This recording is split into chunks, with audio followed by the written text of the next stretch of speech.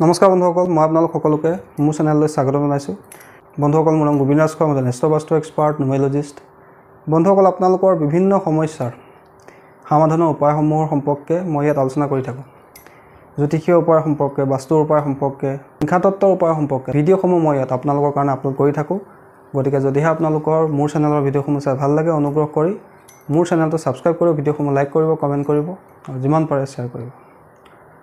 বন্ধুসকল, আজি মই আপোনালোকৰ লগত আপোনালোকৰ যদি সঘনে ৰোগ হৈ থাকে, এটা ৰোগ শেষ হয় আৰু এটা ষ্টাৰ্ট হয়।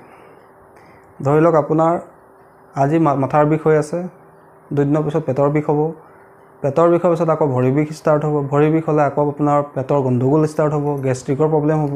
অৰ্থাৎ আপোনাৰ এটাৰ পিছত এটা বেমাৰ হৈ থাকে। আৰু যদি আপোনাৰ কিবা বেমাৰ হয় আৰু সেই বেমাৰ সোনকালে আপোনাৰ ভাল হৈ নাযায়, বিভিন্ন চিকিৎসা কৰিও আপোনাৰ সৰু বেমাৰ এটা ভাল হওঁতে বহু সময় লাগে, সেই ক্ষেত্ৰত কি উপায় কৰিব লাগে তাৰ বিষয়ে ক'বলৈ আগবাঢ়িছোঁ। বন্ধুসকল, সাধাৰণতে আমাৰ বেমাৰ হোৱাৰ বিভিন্ন কাৰণ থাকে। কেতিয়াবা আমাৰ ঘৰত বেছিকৈ বাস্তু দোষৰ কাৰণেও ঘৰত ৰোগ বেছিকৈ হয়।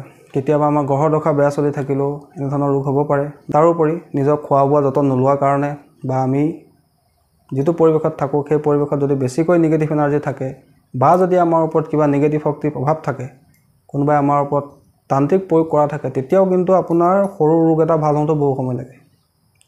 গতিকে যদি আপোনাৰ এনেধৰণৰ এটাৰ পিছত এটা ৰোগ হৈ থাকে আৰু ৰোগ মুক্তিৰ কাৰণে আপুনি বিভিন্ন ট্ৰিটমেণ্ট কৰি, ঔষধ সেৱন কৰি কোনো ধৰণৰ আপোনালোকে ভাল ফল পোৱা নাই, তেন্তে আপোনালোকে এই উপায়কেইটা এবাৰ কৰি চোৱা উচিত। বন্ধুসকল, এই গোটেইকেইটা উপায়, যিকেইটা উপায় মই দিবলৈ আগবাঢ়িছোঁ, পৰীক্ষিত উপায়, 1 টকা পইচা খৰচ নকৰাকৈ আপোনালোকে এই প্ৰয়োগকেইটা কৰিব পাৰিব। কি প্ৰয়োগ কৰিব লাগে ভালকৈ শুনি লওক। বন্ধুসকল, পোনপ্ৰথমে যদি এনেধৰণৰ আপোনাৰ সমস্যা হৈ থাকে, তেন্তে আপুনি এবাৰ ঘৰৰ বাস্তুলৈও মন কৰিব লাগে। তাৰ ওপৰত যদি আপোনাৰ কুষ্টি আছে, কুষ্টিখনৰ এবাৰ চোৱাই ল'ব লাগে যে আচলতে কুষ্টিখনত কি গ্ৰহৰ দশা চলি আছে, যাৰ কাৰণে আমাৰ ইমান এটাৰ পিছত এটা ৰোগ হৈ আছে।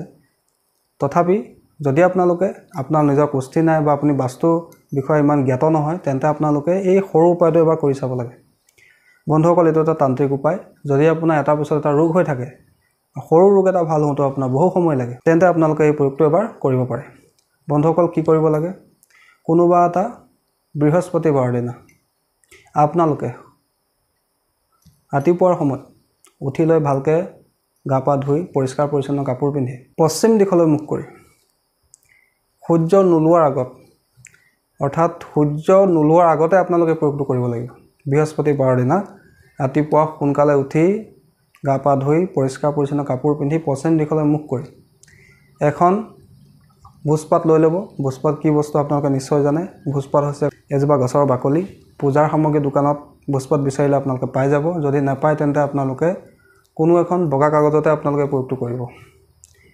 আৰু এই প্ৰয়োগটো কৰিবৰ কাৰণে আমাক এটা ক'লা কলমৰ আৱশ্যক হ'ব, ব্লেক কালাৰৰ এটা কলমৰ আৱশ্যক হ'ব।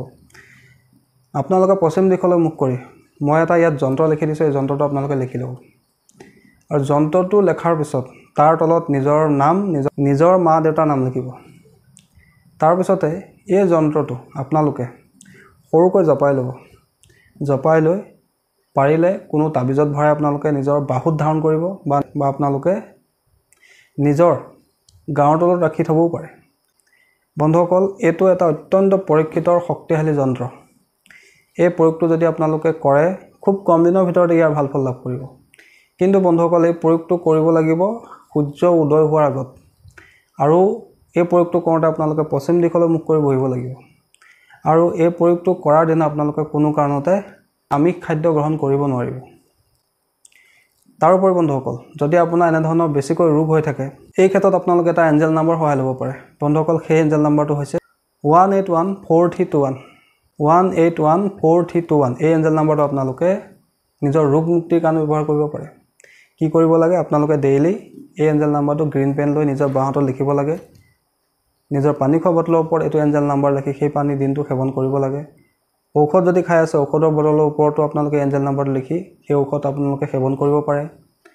এই এঞ্জেল নাম্বাৰটো মনে মনে জপ কৰিব পাৰে বা কোনো এখন বগা কাগজত নিজৰ নামটো লিখি তাৰ তলত এঞ্জেল নাম্বাৰটো লিখি চাৰিওফালে এটা বৃত্ত আঁকি, অৰ্থাৎ এনাৰ্জি চাৰ্কেল নিৰ্মাণ কৰি সেই কাগজখন নিজৰ গাঁৱৰ তলতো আপুনি ৰাখি থ'ব পাৰে।